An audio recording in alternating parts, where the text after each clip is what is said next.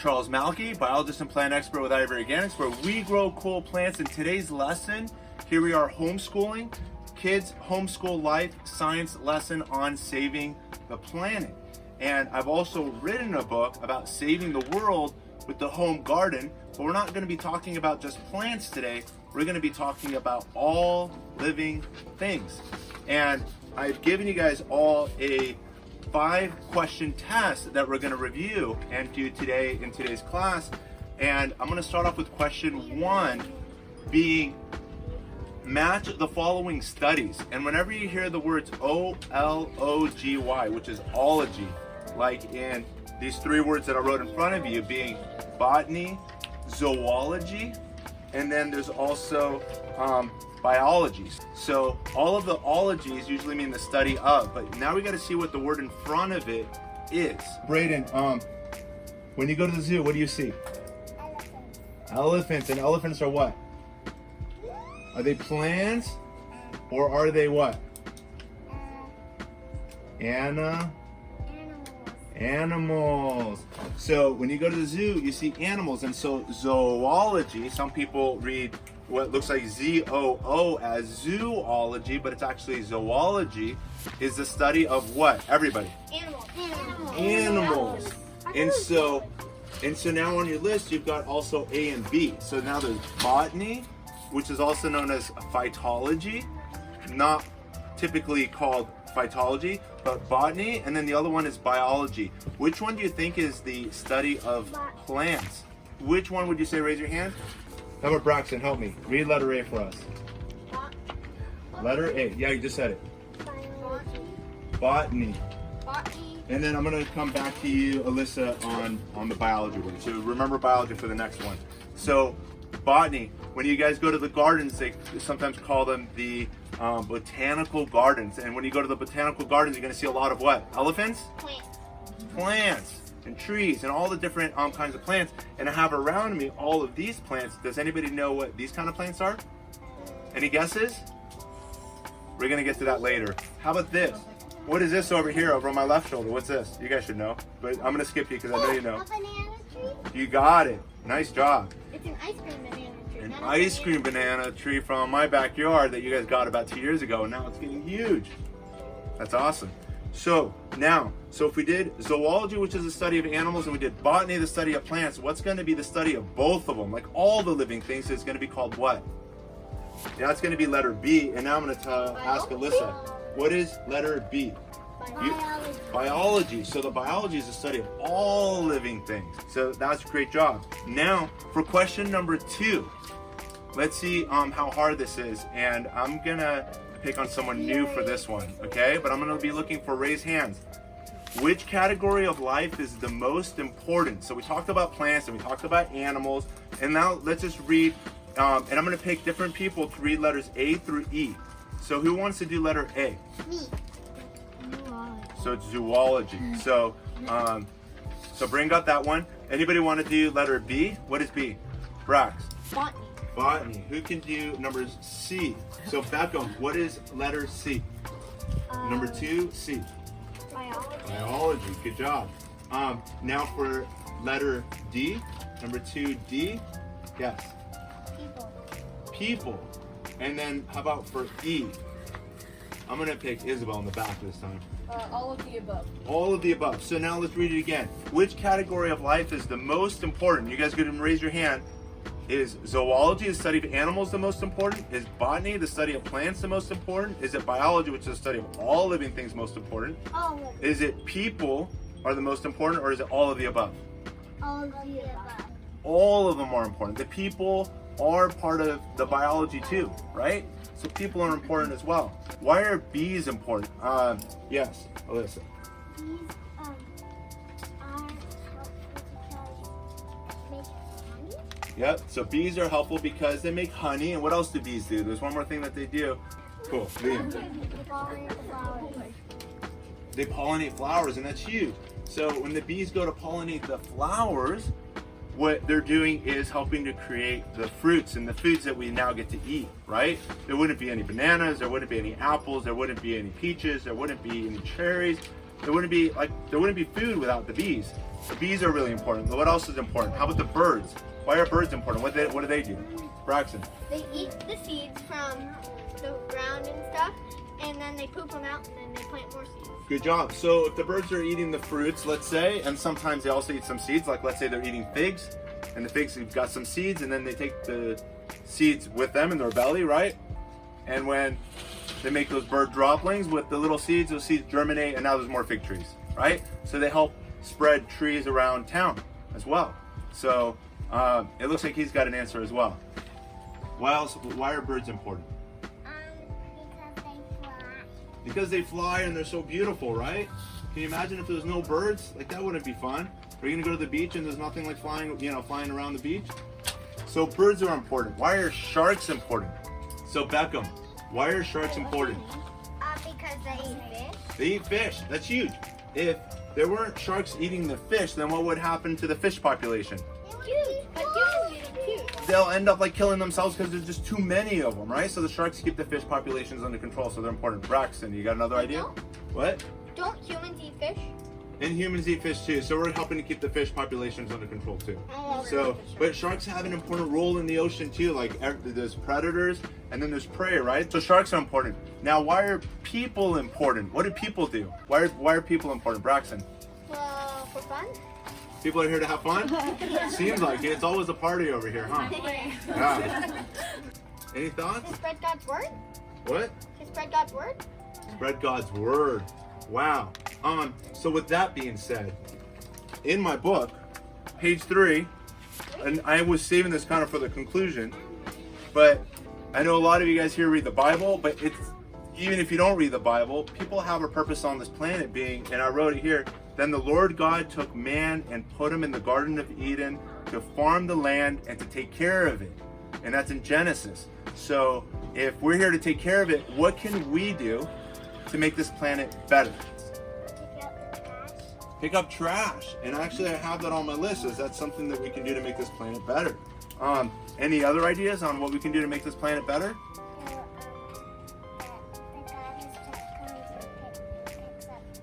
Yeah, so the garbage truck is coming and picking up the trash and taking all the trash away, right? To the dump. What else can we do? London.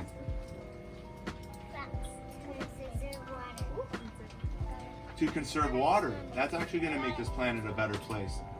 Braxton. To farm so we can have more plants and food. Farming is great. We're going to get to conservation in a second. Farming your own food is a great way than actually picking, your food out of limited resources like the forest. Did you know, for example, magnolia trees, which we see all over town in China, they're going into the forest and removing all of the magnolia trees. So there's certain species of magnolia that are disappearing because they're using these trees for fever, for rashes, for medicine, but they're not planting more trees of that kind.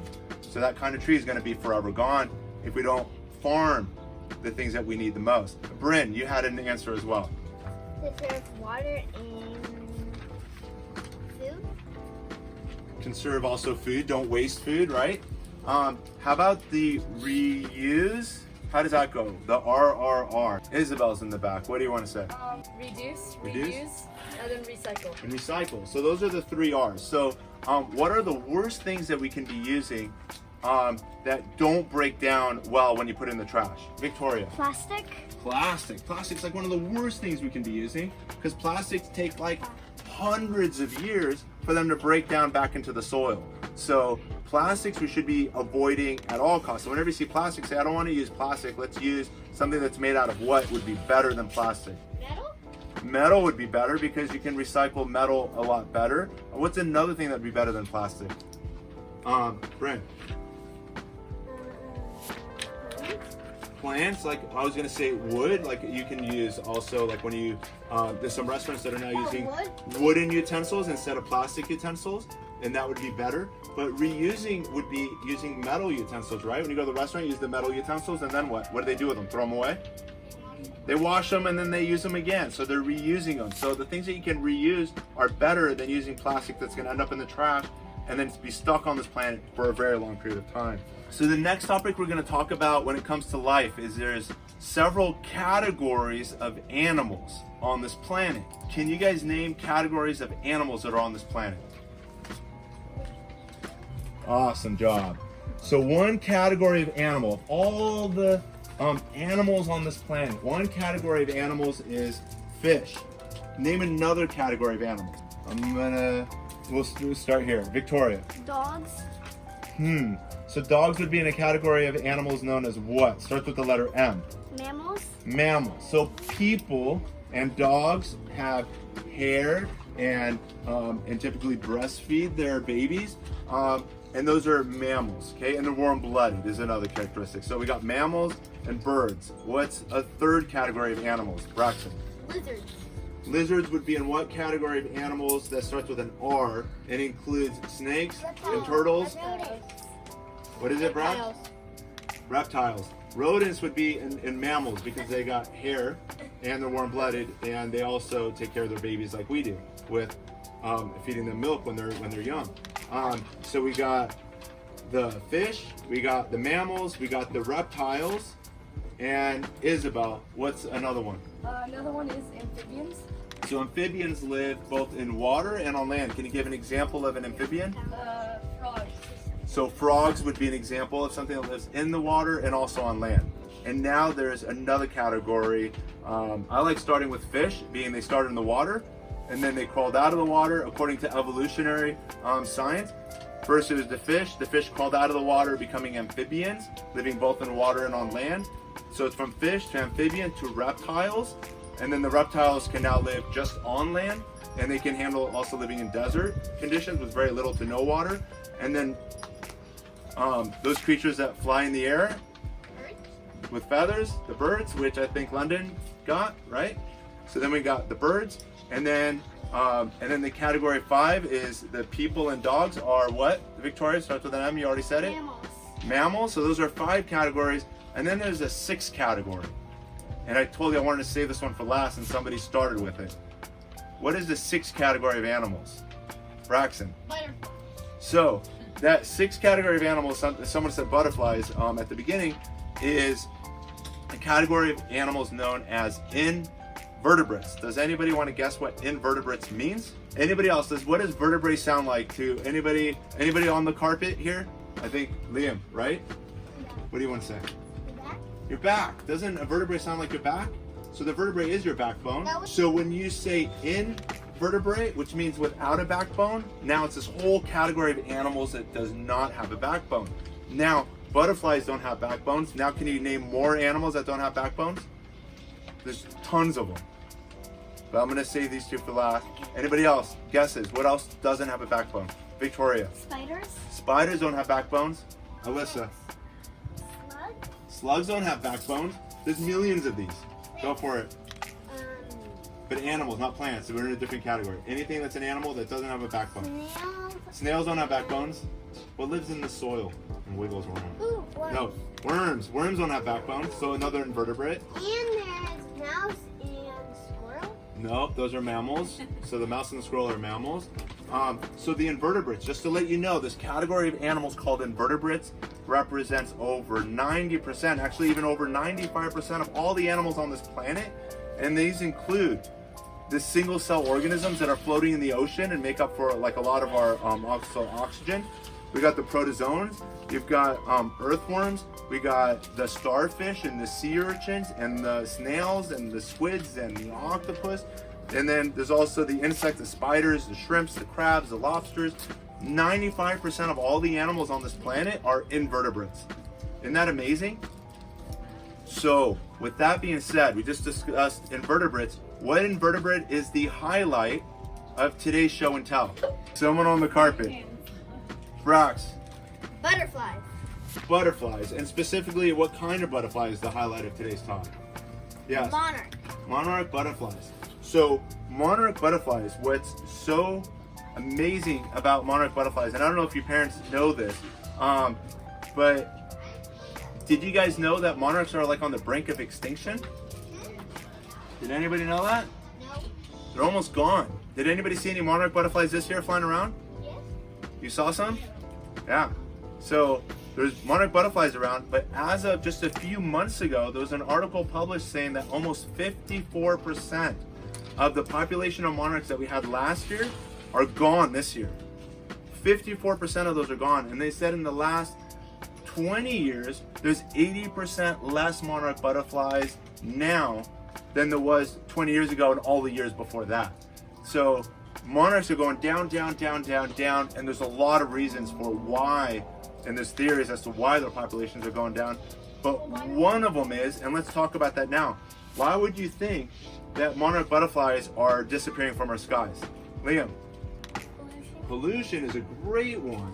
So with pollution, what a lot of people believe is that we're using so many pesticides on our property that it's actually just messing up with our cycle. Does anybody know about what plants these are? I know my girls know everything. Milkweed. So milkweed is the only plant that monarch butterflies will lay their eggs on. It's the only plant that when those eggs hatch, one of you guys, what comes out of the egg? So the butterfly lays an egg, and what comes out of the egg? One of you two. Alyssa.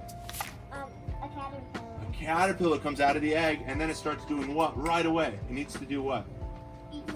Eat. And eat and eat and eat. Like every couple of days, like it's twice as big. Can you imagine if every couple of days you got twice as big? No. So these things grow super fast, and they're just eating all day and all night. Even while you're sleeping, they're still eating and getting bigger. The only plant that monarch butterflies can eat is what? We just said it. Milkweed. Milkweed. Good job. I'm glad you guys are remembering this. So before this house was here, what do you think was growing here? Weeds, a whole bunch of weeds, including what? And milkweed. There was milkweed here already. But now we go and we put our houses, and instead, what do we plant? Stuff like what?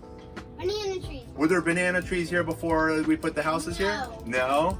But these things are from like other parts of the world. You have to buy them. These aren't from like here we are now in Orange County in Southern California. Bananas don't naturally grow in this zone, but they grow because we water them and we care for them. And pretty much all the plants that you see around you are not native, which means they were not here for the millions and millions of years before people got here. What other animals were there here? Yeah? Bears. Snakes, bears, deer. There's more deer. There's more everything, right? Deer. Yeah. And mountain lions. Did you know there's a mountain lion that lives in our backyard as well? No. So we're up in the hills in Los Angeles, and there's actually a mountain lion known as P22. Just one that somehow crossed the 101 freeway over from Santa Barbara, where there's like a dozen of them. And this guy got over the 101, and now he's stuck on our side of the hill. Just one. And they're like wondering if they should bring him a mate, so then there could be more mountain lions. No. So some residents are like, no, we don't want more. Did you know that butterflies can find your milkweed plants from miles away? They could be flying over there by Lake Mission Viejo, and they can smell the milkweed in your backyard, and then they're gonna come over, and they're gonna get some food from the flowers on your milkweed. And even if there's no flowers, they actually smell the plant from miles away. They come over and they lay their eggs, and then within a few days, those eggs hatch, and now you got caterpillars. Then the caterpillars are gonna eat up all the leaves, or as many as it needs to grow. And then what's gonna happen after the caterpillar? What's the next stage? Butterfly, but what's in the middle? Okay, I pick SIE. A cocoon, that's awesome, good job. So there's the cocoon, and then from the cocoon, what's another word for a cocoon? There's actually another word, Liam. Chrysalis? A chrysalis. So the 4 stages of turning into from egg to butterfly are, I'm gonna repeat it since you guys already said it.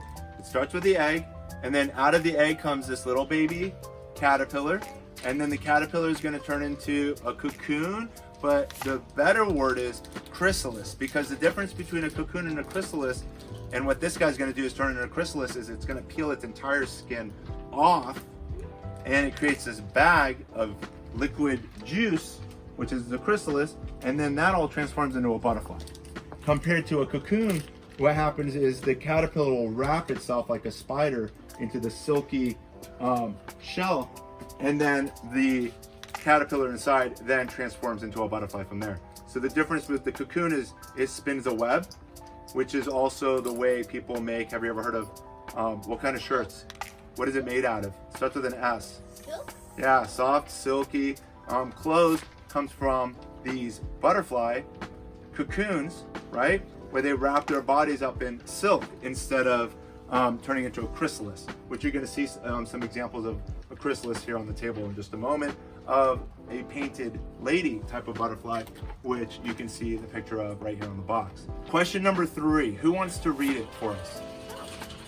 Question number 3. Braxton. Butterflies lay their eggs on only one type of plant.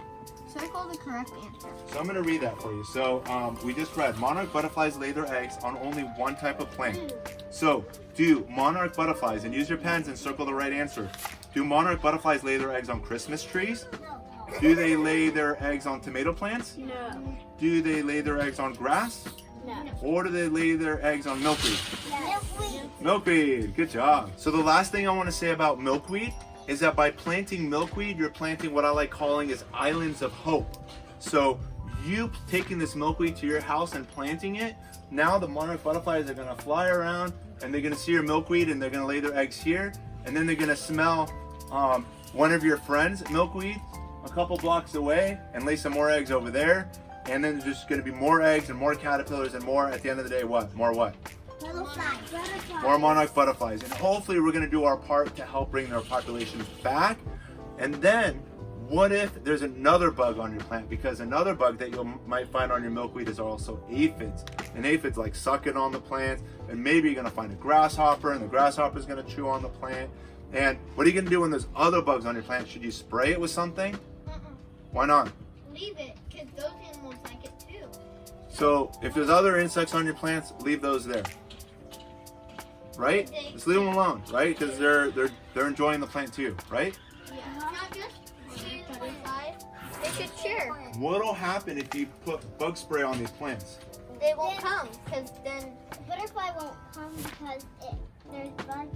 Yeah, the bug spray is going to make it smell bad, so now the monarch butterfly won't come. And what if you don't see the eggs that are all over those leaves and you just put bug spray on? What did you do to those eggs? You kill them? You killed them. And what did you do to the caterpillars that you don't see because they're so small? What did you do to the caterpillars too? You killed them too. So you just messed up all of the biology going on with the plants if you put bug spray on them. So a lot of people that just like spray everything on their property all the time are killing all the life that otherwise we would all be enjoying. So make sure that if there is someone doing bug spray around your property, that you leave your what alone? Stay away from your milkweed plants, because your monarchs are staying predominantly around these plants, but also all your other plants that you might have that are also flowering, like sunflowers. What are other flowers that you have on your property that butterflies like going to? Roses. What? Roses. I was thinking roses too. What else, Braxton? Flowers. Any flower is just about right. The butterflies are going to come and they're going to eat, but when they see milkweed, what are they going to do? Lay eggs. So if we go now to question number 4, let's answer this question together. Question number 4 says, people, dogs, cats, birds, snakes, all have babies that look like their parents, right? So when they're born, they still have, let's see, what do baby people look like? Do they have hair on their head? No. Some do. My girls did. Right? So they have hair on their head. They got eyes, nose. How many? Usually 2 arms and 2 legs usually, right? So they look like little people. And then how about when snakes come out of their eggshells? What do they look like? Snakes. They look like little snakes. And how about when a puppy's born? Then they still look like a little dog?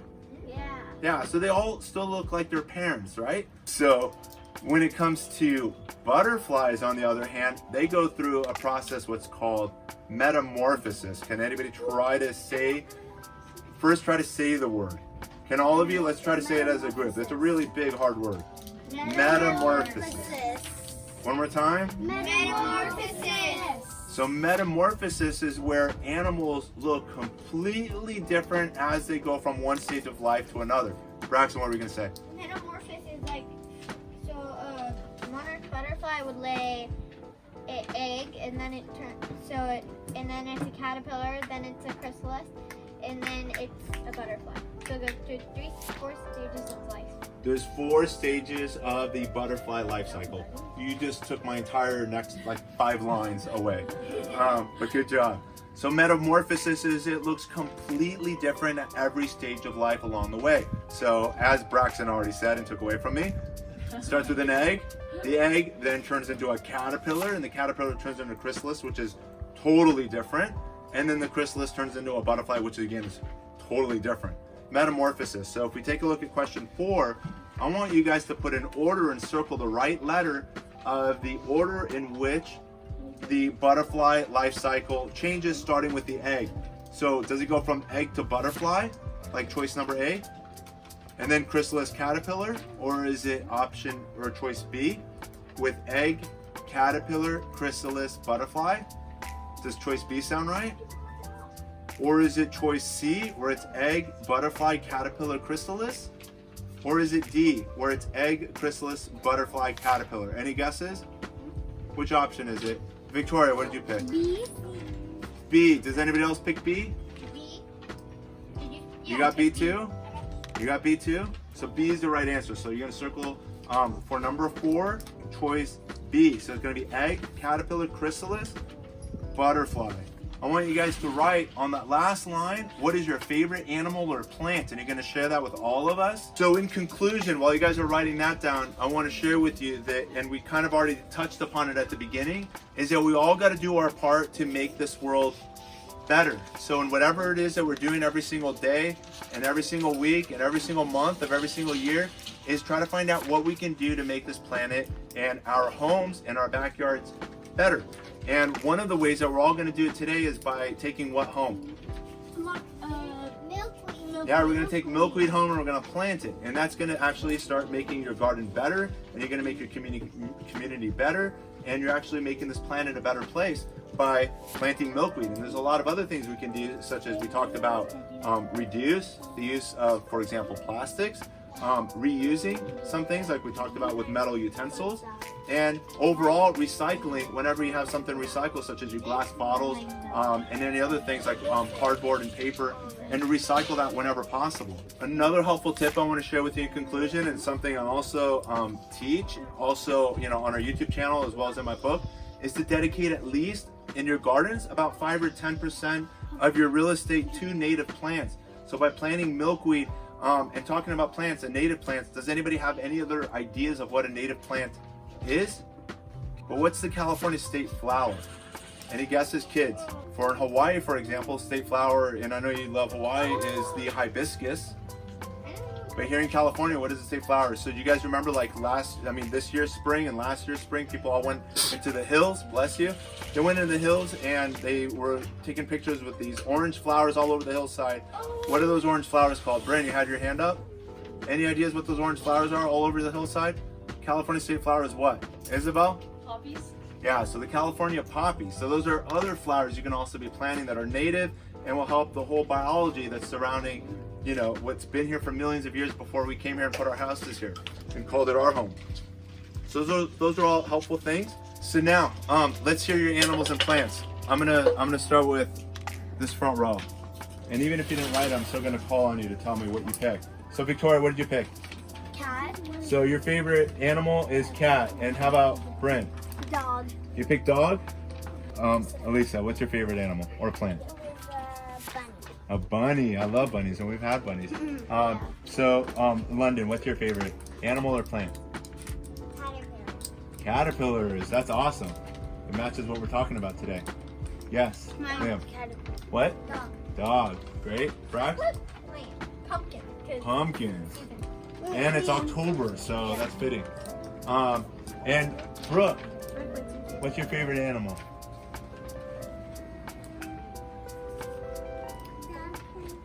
Dolphin. Is that what she said? Dolphins and unicorns. I love dolphins and unicorns. Great choices. How about in the back? Beckham. Snakes. Snakes. And then Natalie? I like puppies and bunnies. Puppies and bunnies. Great choices. There's someone else hiding in the back. Does she want to tell us what her favorite animal is? Hello? Who can you tell them? Dolphins. Dolphins. Great choice. You're missing a guy under the table. Oh yeah, and we Brayden, yeah. Brayden, what's your favorite animal? Lions. If I saw a lion, I'm running. And then Isabel, what's your favorite? I don't know. I like them all. All animals. Okay. That was a great lesson for all of you guys and the parents. I always teach that the goal is and hopefully you guys started your gardens this year and you had a good, successful spring and summer with whatever you planted. My goal and my inspiration is to always make each year, you know, a learning lesson as successful and as good as it was, is to take your experiences and lessons learned this year to make next year better. And that's something you'll do your entire life, is to always make next year better, and also enjoy, you know, the whole process of whatever you're, you know, accomplishing this year. I want to encourage all of you guys to keep growing with Ivory Organics as well. And you can join us and ask me questions as well by following us at ivoryorganics.com on Facebook, Instagram, and Twitter. Looking forward to your questions. You can write down below in the comments as well any other questions or suggestions you have. And as always, wishing you all happy gardening. Thank you. So we did it. So this is all purpose. It is fertilizer. Make sure to go on ivorganics and buy some.